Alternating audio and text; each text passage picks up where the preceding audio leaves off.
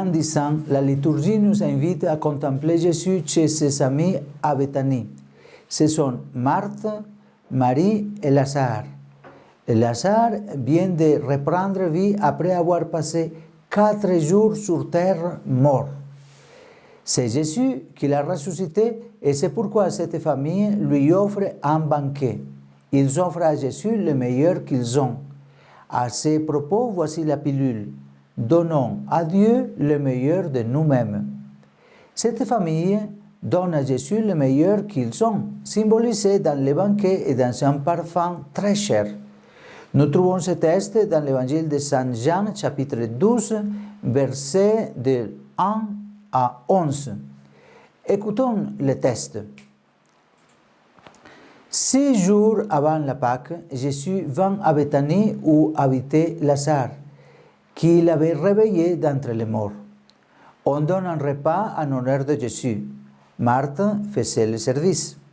Lazare était parmi les convives avec Jésus. Or, Marie avait pris un livre d'un parfum très pur et de très grande valeur. Elle répandit le parfum sur les pieds de Jésus qu'elle essuya avec ses cheveux. La maison fut remplie de l'odeur du parfum. Judas Iscariote, l'un de ses disciples, celui qui allait le livrer, dit alors: pourquoi n'a-t-on pas vendu ce parfum pour 300 pièces d'argent que l'on aurait donné à des pauvres? Il parle ainsi non pas par souci des pauvres, mais parce que c'était un voleur. Comme il tenait la bourse commune, il prenait ce que l'on y mettait. Jésus lui dit: laissez-la observer cet usage en vue du jour de mon ensevelissement. Des pauvres, vous en aurez toujours avec vous, mais moi, vous ne m'aurez pas toujours. Or, une grande foule de Juifs apprit que Jésus était là, et ils arrivèrent non seulement à cause de Jésus, mais aussi pour voir ce Lazare, qu'il avait réveillé d'entre les morts. Les grands prêtres décidèrent alors de tuer aussi Lazare, parce que beaucoup de Juifs, à cause de lui, s'en allèrent et croyaient en Jésus. Jésus n'a jamais réclamé de tels honneurs. Il les a plutôt évités. Cependant, dans ce cas, il autorise ce geste comme un aperçu de la gloire qu'il recevrait à la suite de son dévouement pour l'humanité.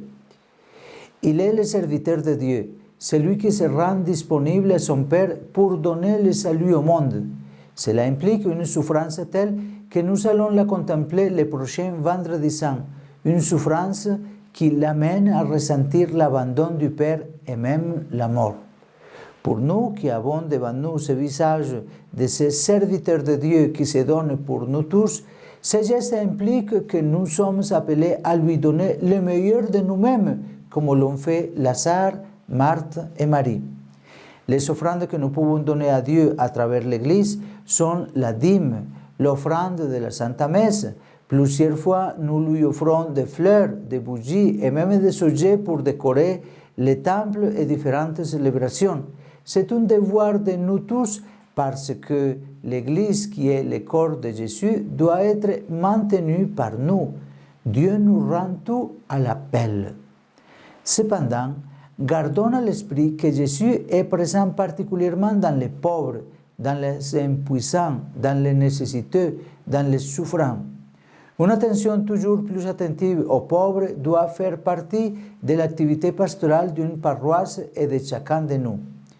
Donner de l'aide à un frère dans les besoins, voir Jésus en lui, est une source de bénédiction. C'est pourquoi nous ne négligeons ni d'aider directement l'Église en tant qu'institution, ni les personnes dans les besoins qui sont Jésus à nos côtés.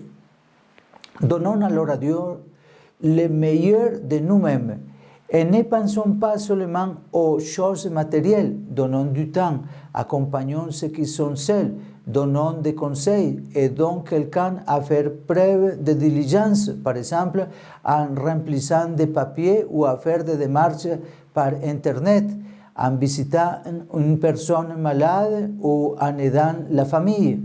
Si nous faisons tout cela en pensant faire un don à Dieu, il prendra soin de nous et nous fera sentir sa gratitude, ainsi comme Jésus a manifesté sa tendresse, sa proximité et sa compréhension avec cette famille de Béthanie.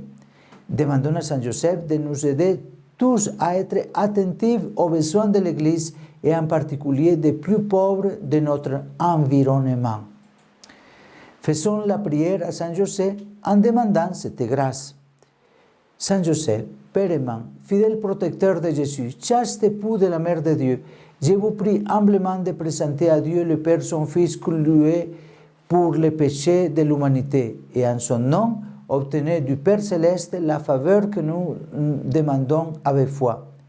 Demandez-lui miséricorde pour ses enfants. Au milieu de votre gloire éternelle, souvenez-vous des tristesses de la terre. Souvenez-vous de ceux qui souffrent, de ceux qui prient, de ceux qui pleurent. Que par vos prières et celles de votre très sainte épouse, Jésus réponde à notre confiance et justifie notre espérance. Amen.